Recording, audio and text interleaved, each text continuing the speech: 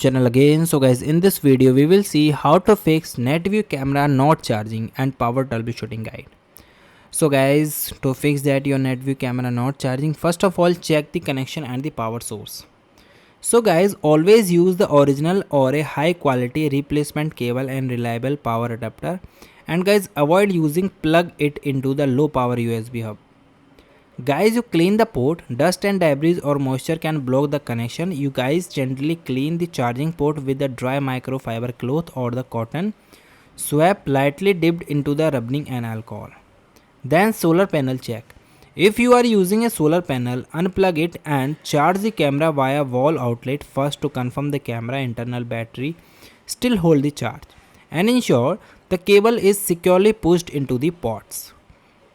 After that, force restart the camera. Sometimes the camera's software glitch and fail to recognize that it is plugged in. So guys, you use the provided ejector pin or the paper clip to press and reboot the button located in the reset button hole.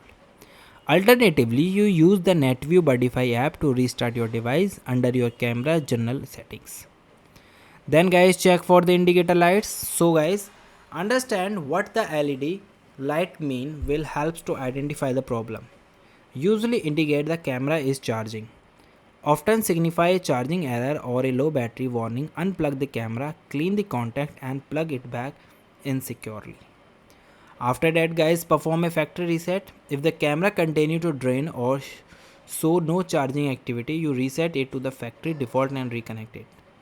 Then guys, locate the reset button under the rubber flap or near the power button.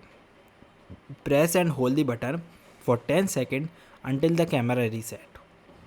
Guys, you re-add the camera via the Netvue app and check the battery status on the live feed screens. So guys, thank you and have a nice day, and guys subscribe.